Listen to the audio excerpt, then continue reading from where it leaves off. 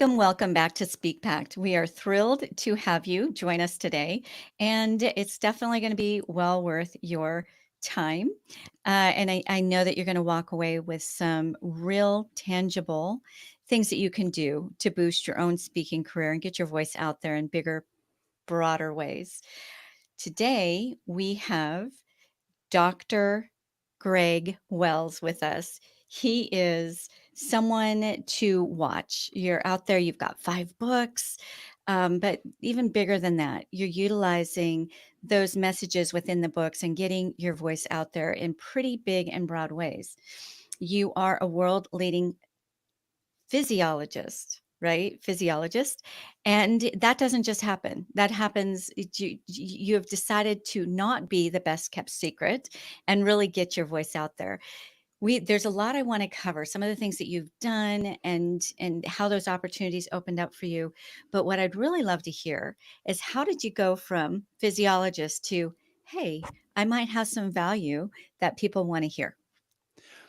First of all, thank you so much for having me on your show. I'm thrilled to be here, deeply grateful for the opportunity. And I love helping everyone try to make the world a better place. This is just great. And it's actually kind of interesting, as you and I were discussing before we started, have loved public speaking forever, even in high school. I was like, give me the microphone. I want to do the announcements. So this is something I've always really enjoyed. But the real shift to speaking professionally happened after the 2010 Olympics. I was a commentator. I was a sports science analyst for the Olympic broadcast, and I did a series called Super Bodies that went viral around the world. And then, of course, that leads to the opportunity to get on some stages and go and speak to companies about health, wellness, and peak performance, which is what I talk about. So that really launched it after the Olympics.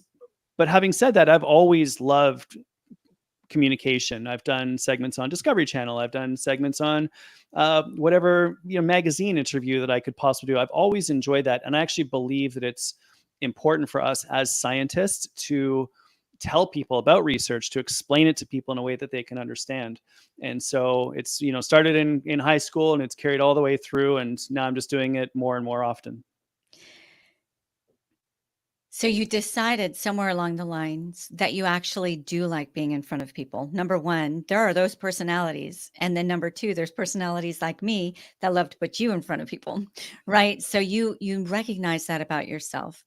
You also recognized that there is something people want to hear. And I'd like to not gloss over that because you said Super Bodies, which is, I believe, one of the titles of your books, even one of your 5 books, went viral. Well, it can't just go viral unless you have a pretty good idea of what people, not only what they need, because a lot of times we don't even know what we need, right? But what they realize that they need. That's how something goes viral. So, how did you tune in to your specific audience and find that piece that was going to resonate and turn into something as amazing as a spot on Discovery Yeah. Channel, Uh, right? it's really interesting that what happened in and around all of that is that I'm a physiologist. I study how the human body works. Congratulations on getting that right. I'm normally called a sociologist and a psychologist and everything else, but you got it. And you're one of the 3 people over the last 12 years that has gotten it right. So that's awesome. Thank you. But I love studying the human body. And in that segment on the Olympic broadcast, what I did was I showed people how the body works during competition. So during moguls skiing, for example, when they're zipping over those bumps, I talk about how the knee functions, and I talked about how the spine works and core strength. And that really fascinated people. And it did go viral. It went viral around the world. In fact, over a billion people saw those videos on various different countries around the world. And what I discovered was my unique ability was that I can take really complicated anatomy, physiology, psychology, and explain it to people in a way that they understand in about 2 minutes. And I was given 90 seconds to 2 minutes to get my point across during the broadcast. So like, we're cutting you off at 2 minutes. So you've literally got like no time at all to make a point. And I was like, wow, I can actually do this. This is good. I then took that out and wrote a book called Super Bodies, and it was all about health and wellness in the body. And I went through every body system. And the challenge there was that one was too complicated. When I was writing the book, I wasn't writing it really for the audience of everyone who could benefit from the science of the human body. I kind of wrote it to make sure that my peers would think, okay of that book. So it was just too complicated. I wrote it for a scientific audience, not everybody. The book after that, called The Ripple Effect, was where I really figured it out. And that's the one where it was so simple. It was like, the concept was simple, that if you are able to improve your sleep, that makes it possible for you to eat better. If you eat better, you have more energy, you can exercise more. If you exercise more, that improves your mental health. So it was literally the ripple effect: sleep, eat, move, think better. And as soon as I had that simplicity, that simple framework that everyone could understand, my speaking career exploded. My authorship exploded. My ability to get out and do consulting work exploded. So it was really giving myself permission to be a scientist when I'm at the hospital and doing research and publishing my research papers. There I can be as complicated as I need to. But when we're communicating to people that are not in our field of expertise, the true magic is, can you simplify it so that you honor the science? You don't want to say anything that's wrong, but at the same time, make it understandable and actionable for people. And that was really what I think enabled that series to go well, and ultimately for me to be a speaker and an author and the things I'm doing now. I'd like to camp out here for a moment, because you make it seem seamless, right? I just realized that I need to speak not in the peer language, right? If I was sitting at lunch with a peer, we're talking science, to speaking to somebody who doesn't know this world. They just know their back hurts every time they go for a walk. What do I do? Right? How did you? That's not easy, because you are in that science every single day. You are among your peers, and you are looking at test results, all those kinds of things. How do you bring yourself back to really understanding that person who doesn't know all of that? How do you get yourself to the place where you can speak their language and move them from point A to point B? I mean, that what I just described to you in 3 minutes, that was 3 years Mm. of iteration, of testing, of experimenting, and a lot of ups and downs, and some really bad presentations, and and a book that was fine but didn't really crush it, and then the next book that did. But so yeah, it's not an easy process. I definitely glossed over it. I made it seem seamless. There was some ups and downs. There were some tears.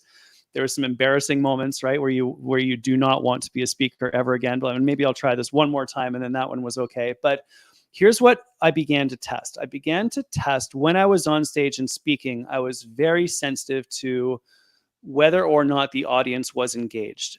And one of the ways in which I could tell if the audience was engaged was, am I getting any questions? Mm. And if I was getting good questions, and if there was a line of people after the segment or after the presentation of people coming in and asking questions, I knew that I was getting them, right? And when you see the eyes and everyone's focused on the stage, then you know you've got them. If they're on their phones, if they're not looking at you, if they're looking down, if they're shuffling in their seats, you do not have them. That content needs to go. And I took radical responsibility. I really felt like it was my personal responsibility to capture and hold their attention. I actually also started testing this because I was still teaching at the university at the time. I even challenged myself to do that during lectures at the university. And I'm talking about the heart. It's like, can I actually maintain their attention of students in first, second, third, fourth year university who have their phones and their computers out on the table? And so it was all about testing and finding the things that got people engaged and that triggered questions. And when I found something that got everyone's eyes focused in on me, when I saw the engagement, when I saw the body language, that was a segment that I would keep. And if there was anything in the presentation that I noticed was not resonating with, I relentlessly cut it. Even though I thought it was important, I realized it wasn't important to the group, and I would get rid of it. And that just, and I think that I probably got rid of initially half of every presentation would just get thrown out. And then the next time I would keep the half that would work. And it just continuously iterated like that for years. Now I'm down to about 5%. Every time that I speak, I get rid of 5%, and it's continuously iterating from there. But that's how that worked. Okay, fabulous. You just gave us some real tangible to-dos here, and I hope that those emerging voices who want to take what they're really good at and translate it to those who are hungry for it, but maybe not hungry for it in the way that they think they are. Number one, you were courageous enough and clued in enough to shift from what you know they need to know to what they are willing to open their minds to, in that, especially in that first encounter with you, that maybe 30 minutes to an hour that they have for you. Not going to take them to point A and get them to point C or D, right? You're just going to get them that very next step. You clued in enough for that, to that, and notice the data. That's huge. And that's something a lot of speakers don't realize. It's not the audience's place to meet you. It's your place to meet them. And I love that you figured that out early on, and you were willing, courageous, and tenacious enough to cut most of your talk down relentlessly so that you could meet them where they were at. That is fabulous. And to me, that's one of the number one markers of a speaker who is going to flounder and a speaker who's going to be asked back over and over. Yeah, two other things I did that really helped with that were I often would record the audio of my presentation. I would stick my phone in my pocket on voice memos and record my talk. And I would listen back to my own presentations, which is excruciatingly awful. You hear all of your verbal tics. You hear where you're rushing through sentences and you're speaking really, really fast. No one can they're like, whoa, Greg, slow down, take a breath. And that really, really, really helped. It was painful. I didn't like it. The next thing I did was I took those audio files and I transcribed them using rev.com. I'm not hashtag, not sponsored, but I would read the language, the words that I had spoken. And what I discovered is that I had incomplete sentences. I had unformed thoughts. I had sentences that rambled on. And that really helped me as well. The third thing I did, and I got this from a gentleman named Ron Tite, who's an extraordinary speaker, was I stuck a GoPro on the podium, but I pointed it at the audience and I recorded the audience. So I'd have my audio and the audience. So I could see what they were, how they looked during my presentations. So the horror of the first few times of listening to myself speak and then reading my own presentations after I'd given them, and then watching the audience of myself speaking.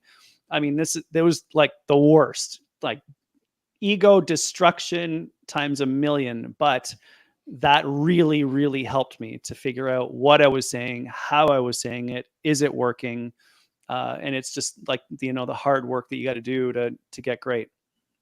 Okay, these are writer downers in a big way, but not only writer downers. Go practice these tips that Dr. Wells is bringing to the table, because these are what is going to make the difference between you getting booked occasionally and you getting booked consistently. You getting booked for low value engagements and you getting booked for those higher value engagements. This, you just brought it to the table, Dr. Wells, and thank you for this.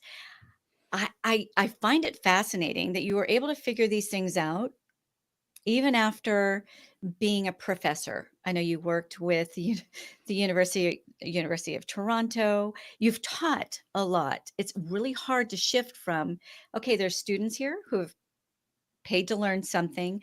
I'm going to tell them what they need to know to do the thing, right? Versus these people are here voluntarily in my audience, and I'm going to tell them what they feel like they need to know. Like, that's a really big difference between what they need to know and what they recognize that they need to know. That's huge. Big chasm there. And to build that bridge takes some skill. And I don't see very many university professors being able to make that make that journey, to shift the way that you deliver your content. So well done. And I love that you said it didn't come naturally. It took a lot of blood, sweat, and tears for you to get there. Yeah, it really did. And there's a little structure that I figured out that I think will really, really help people. And I realized that when I was speaking as a professor, that you're there to teach the science. Your job is to help them pass that course. The more that they learn, the better that they do. You're training the future generation of doctors, physiologists, physiotherapists, psychologists, dentists, they're going out to get even more training to become a professional. They need to know the information. And that's my job, is to convey that information, explain it so they can understand it. The difference when you're speaking to non-academic audiences is that you have to remember everyone's asking the question, what's in this for me? And you have to relate it to them. So if I'm talking about the heart for a medical group, I'm talking about the Frank Starling law of the heart, which talks about pressure and volume and dynamics. And that's fine for them to know. No one else cares. What do other people care about? They care about the fact that your resting heart rate is related to how long you live. So if you take your heart rate first thing in the morning when you wake up, that is a very good indicator of your overall stress, your overall health and well-being, and it is correlated or related to how long you live. Then people are like, okay, well, that's important. I'll measure that. How do I lower it? And say, oh, well, you lower it by going for a walk every day. By the way, that also reduces your risk of cancer, and it improves your cognition, your learning, your ability to be creative. So it's related to what they care about. In the business context, it's solving business problems. So when we make that leap to structuring things in a way that it's completely geared towards helping the audience to do what the audience cares about, you win. They will listen to you forever. And the structure that I found works is story, science, strategy. So tell a story, get everyone aware of what's going on, understand the context, needs to be quick. Then the science, I explain what happens from a scientific perspective, usually by taking them inside the body. I do a lot of MRI research. I love showing MRIs of the inside of the body because when you show people that, they're fascinated. And then you finish with strategy, 1 to 3 tactics that you can use to improve the thing that I just spoke about. Moving on.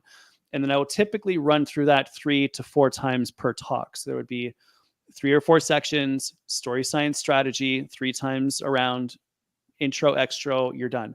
But when you follow that story, science, strategy, or in anyone who's watching this now, science could be your professional expertise, right? So story, put the context up, your expertise, help people to understand that from a technical perspective quickly, and then strategy, how do you implement these ideas in your life? So that's the structure that I discovered worked really, really well. Okay, you just gave us your secret sauce. I love this. This is so much fun. So I'm going to paraphrase to make sure I got it right. You come, you start your talk with a story, basically connecting, right? Connecting to the people in the audience. You're in the right place. You're in the right at the right time. You're listening to the right person, right? You're just connecting with them. Hey, I see what he's saying. I experienced that. That relates to me, or I went through that with my mom. You whatever subject matter you are. So connect, and you connect through storytelling. Number one, proof of platform, right? Bring the data.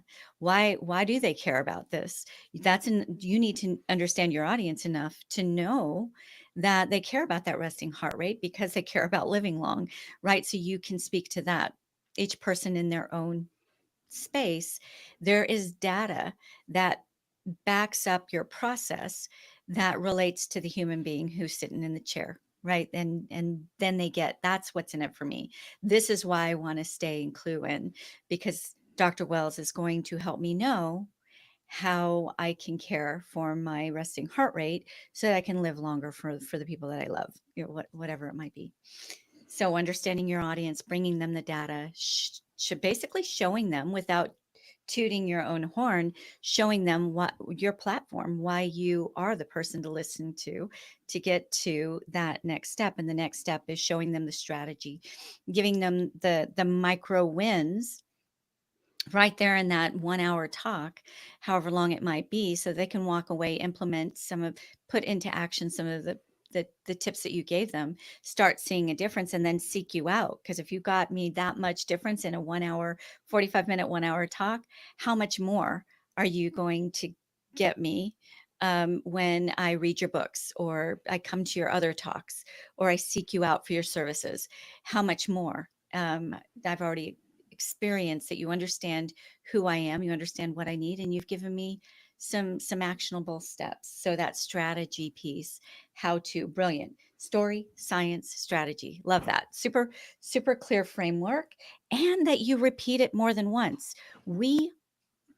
That is huge, right? We are we need to hear it more than once, especially if it's a brand new concept. So the fact that you understood the psychology behind that is brilliant. That makes a huge difference. Sometimes I will re-listen to, I'm a research nerd as well, and I'll listen to something through once, and then when I listen to it the second time, I am catching so many things I didn't catch the first time, because the first time the concept is being introduced, I'm catching, my brain is connecting with that. The second time, I'm able to put those pieces together a little bit better. The third time, it's like, maybe I can do that. This is the first time. I think I can do that. The second time, hey, I'd be crazy not to do that. The doctor just gave me all the points, right, that I need to do. I'm going to do that. So it's just taking them on that journey. Brilliant that you figured that out. And again, I'm sure it's through those iterations of your talks, your books, all of those kinds of things. Yeah, and talking a lot on social, teaching on social media, and I'm not a huge fan of social. I don't like what it's doing to the world, but I just relentlessly push out positivity, and I refuse to engage with any negativity whatsoever. So that's how I rationalize it. But what you will also discover is that the more that you teach your best ideas at scale for free, the more work will come at you. And Mm. it's so bizarre because you're giving away everything for free online at scale, and you're like, well, if I teach it all online for free, why would anyone ever hire me? The reality is people will look to you because they'll hear something that you have said and they will want you to come teach that to their entire team. And I've published entire recorded presentations on my podcast. And it's crazy because I push out the entire presentation that is recorded on my podcast. And inevitably, I get 3 to 5 inbound requests from that because people are like, I want you to come into. I was like, you could just send everyone the link. They could just listen to it. It's all the same stuff. So the other bizarre thing is wrapping your head around giving away all your best ideas for free at scale. And that is one of the things that generates so much work for me. I am so glad you brought this up, Dr. Wells, because it's again the difference between a speaker who's really going to make it and a speaker who isn't. A couple quick illustrations. One is I was interviewing a speaker who, and this wasn't a speak packed interview. This was somebody who was looking to utilize my agency level services. I basically turned her down after hearing this one sentence because it spoke volumes to me where she was at mentally. Fabulous speaker, sought after speaker, and a well paid speaker. But this one sentence kept me from wanting to go further with her. And it speaks exactly to what you just shared. She said she had quit the NSA. NSA, for those who don't, those watching the show should know what the NSA is, but just in case there's somebody who's maybe newer to this space, it's the National Speakers Association. She was very well connected within the NSA. Apparently, at one point, she did a talk that somebody stole some of her IP from her talk, right? She was demanding that the NSA go after them, do something, and they didn't. So she quit the NSA, right? That was enough for me to understand that she didn't understand. You're exactly right. Give away the gold, give it away. Nobody's going to deliver it like Dr. Greg Wells delivers it. If some parts of that are stolen, it's the highest level of compliment as far as I'm concerned. Those who are really seeking out that information is they're going their road is going to lead back to you because you're the one right where it originated with. But another thing is good, and more people are being helped with that really important information, right? There's enough for everyone in the speaking world. There is no lack, right? That whole mentality and mindset of abundance. You can't outgive. And the more value you give, the more you're going to establish that you are the one to come to for that information. And that there's more there. There's more than just that talk. I want to get his books. I want to figure out, I want to follow his socials, right? I want to figure out how I can learn more from Dr. Greg Wells. So I love that you brought that up, because if we hold back because of fear that somebody might steal some of our information, you're basically shooting yourself in the foot by worrying about that too much. It also, as you made an interesting point in that response, which is 100% I agree with. And that is that, like, I could give my entire slide deck to someone and they would not deliver it the same way that I do. And that's okay. And I hope that they do that, because they could then go out and support other people. I've also shared frameworks that I've heard repeated from other people, and I'm okay with that because it is pushing those ideas out into the world. I would be great if people referenced where they get their ideas from in their speeches, and it takes very little to do that. A quick comment, I heard this from so and so, blah blah blah blah blah, whatever it is, or you just simply put the reference at the bottom of your slide. And that way we're giving credit where credit is due. Obviously, you don't want to steal research. You want to steal ideas and pretend like they're your own. That's brutal. But if you are the conveyor and context creator who's able to synthesize what a lot of people have said are complicated ideas and make it understandable and actionable for people, that's spectacular. Read the research, tell people about the research, but reference the research. And then you're going to win over and over and over again. Fabulous advice. You're exactly right. I think one good example of that I am aware of, there's many examples out there. But because I've spent thousands of dollars on his program, I could get upset that he actually gives all of this away for free, right? Why did I spend those actually tens of thousands of dollars for his program? His name's Jeff Walker. And basically he's a leader in email marketing and sales through, just, he calls it the sideways sales letter, right? And once or twice a year, he actually does a multi-day workshop where he gives away everything, literally step by step, instructs, answers questions, and gives away his whole framework and model, and then goes on to sell. I think it's like a $3,000 program. And then you could step into his $10,000, $15,000 program. Why would you, right? He's got a book that lines out his whole formula. He gives it away twice a year. Why would you then buy it? And it has more to do with, hey, I want to link arms with Dr. Greg Wells and get those nuances, get that personalization to me, take it a step further, actually take action on the information. And he's the originator. He's the one that actually caught my attention, and I could understand the process through him. I'm going to seek him out so that he can help me get this result that I'm looking for. So I think that that's a really good example, and something you've caught on to, that nobody can take your information and package it in a way that's going to reach the same audience. Sure, maybe they'll get some clients, right? But they're not going to be able to touch the hearts and reach the people that you were created to reach. Yeah, that's the idea. And the other really cool thing about that is that it takes away a lot of the pressure and it creates a mindset of abundance, not scarcity. There's more than enough work for all of us. There's very few people that like to stand on a stage and speak in front of an audience. It is the number one most feared profession. And so those of us that do enjoy speaking, there's plenty of work, and there are many, many, many, many people to help, and many people who need help. So even if someone uses any information or research that I highlight, and they go out and they absolutely do a spectacular job, that's great, because then that audience wants more.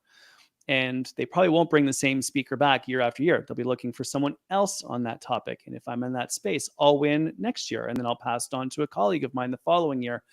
We just need to create a bigger pie, not fight over a small pie. And right now in my world, I talk about health and wellness and peak performance. And the reality is there are millions upon millions upon millions of people who need help. There are many different ways for us to help those people. We can help those people for free on social, on podcasts. We can write books where people can access our information for $20. We can do public speaking events where we work with a company or a conference, and that is accessible for free for the attendees, and it costs the organizers $5, $10, $50, $100,000 to have us in to speak. Maybe there's programs that companies can take part in. Maybe you can create an online course for a couple $100 for people. There's many different layers that you can create in your business that enable people to access your information at whatever price point they're capable of accessing it for. And the reality is, if you just go in with the pure mindset of helping others, we're trying to help people, we're trying to elevate people, we're trying to raise the world, we're trying to lift people so that they can achieve their true potential. I do that through health, wellness, and peak performance. There's many different topics that you can explore and have expertise on that can help other people. And the reality is, there are millions upon millions upon millions of people that need that help.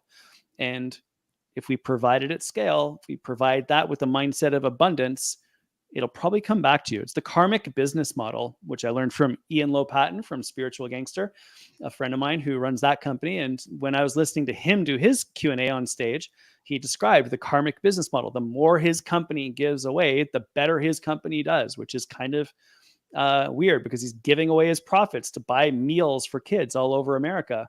And the more that he does that, the more people buy Spiritual Gangster t-shirts and the more meals that he can give away. So I think that's an interesting mindset for all of us to adopt. We are just trying to help people at scale. We are giving to others. We are sharing information that is helpful to people. We are seeking to elevate other people's lives in an era when that's not common thinking.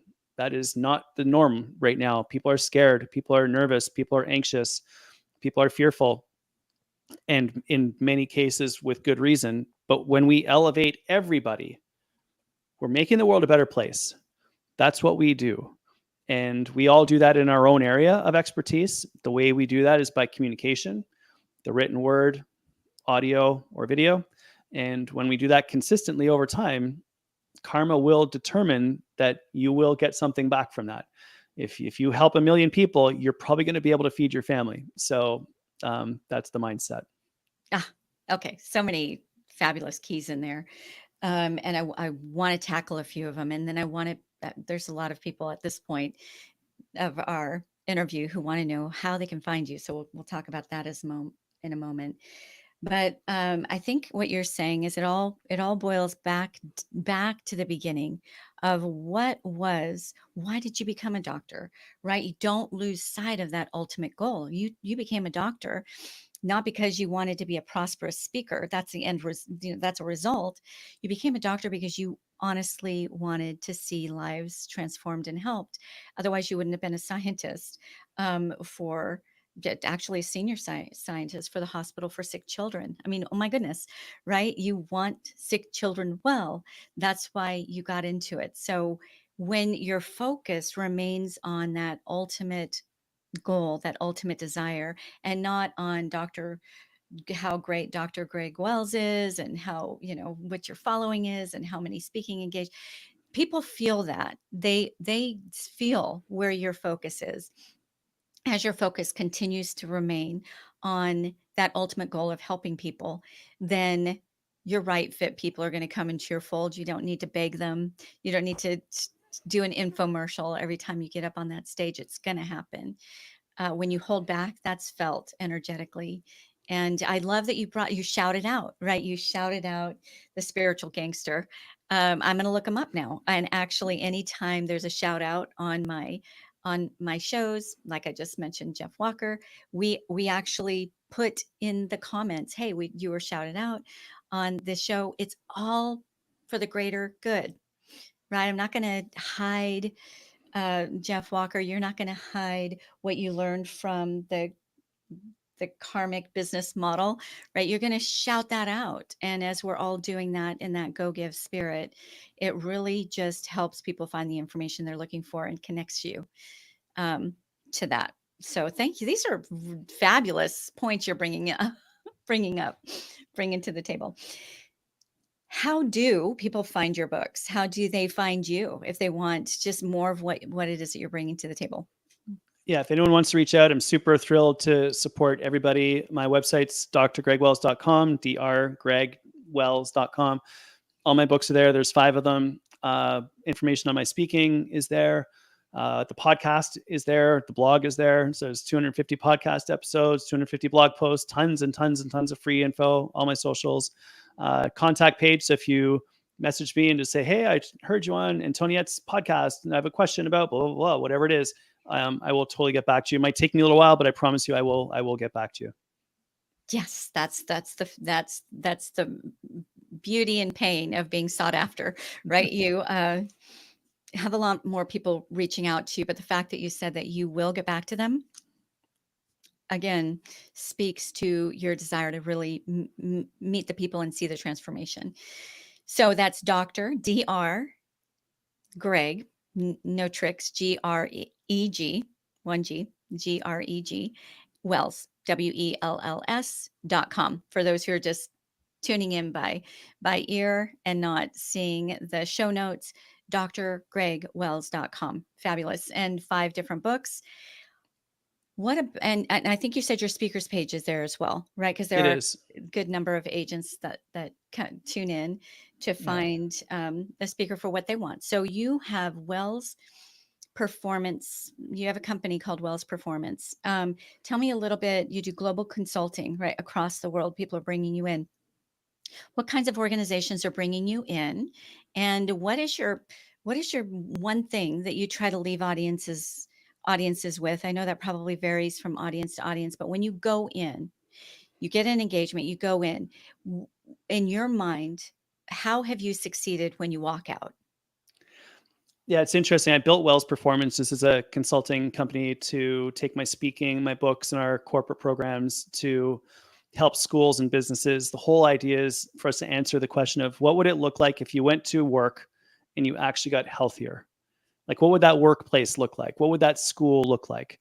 And so my audiences are typically schools or businesses that are altruistic. They're trying to make a positive difference in the world. Their people are interested in health, well-being, and peak performance. And so we work with companies like that in basically all across Europe and Canada and the States and Australia. And so we're very, very fortunate. Actually, last week I did all of Asia with an organization. It was virtual, but it was very cool to speak to people all over Asia. That was neat. And so we have a lot of fun and do it. We love what we do. We do speaking, workshops, or programs, so you can engage in whatever level that you want. You know, small groups, large groups, and entire companies. And then the one thing that we try to leave people with is actions, clear actions that they can take right now that will make a positive difference in their health and well-being. So let's say we talk about sleep.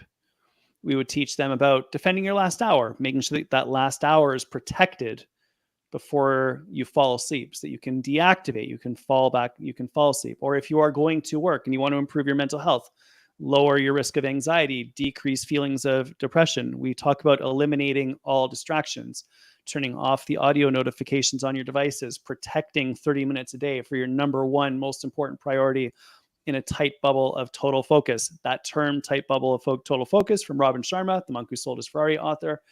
Again, credit where credit's due. And so those are the types of things we do. We just want to make sure that people leave with something that they can implement in their lives. It's going to make a positive difference. And the reason why is because once you make one positive change, the next one is easier. And that's what creates the upward spiral of wellness.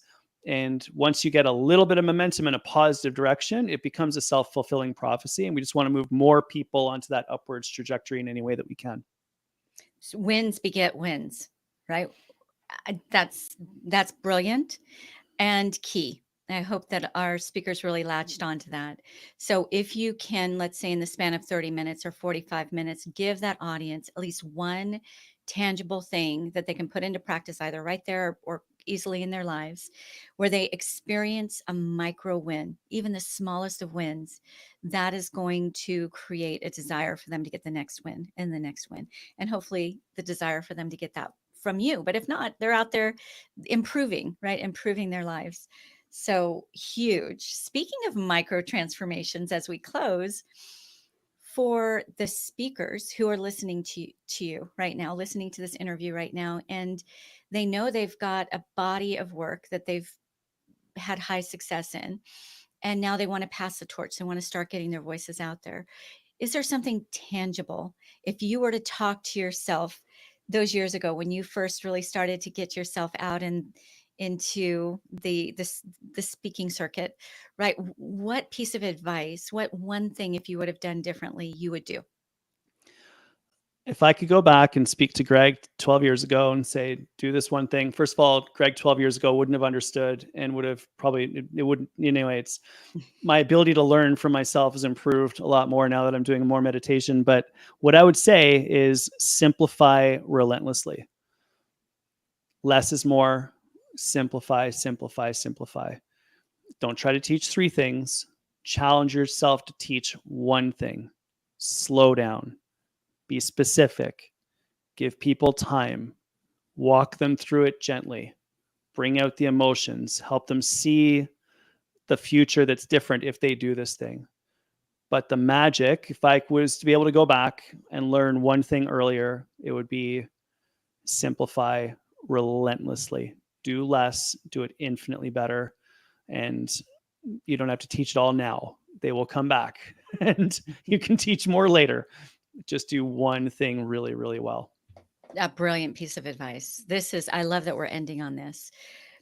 Confused minds don't buy, overwhelmed minds resist, right?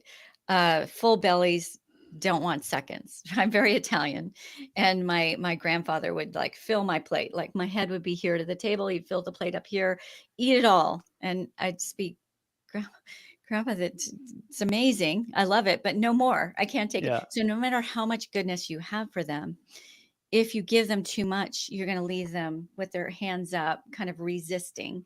Instead of giving that little bowl of nourishment, that 1 micro transformation that you were talking about, let them digest that.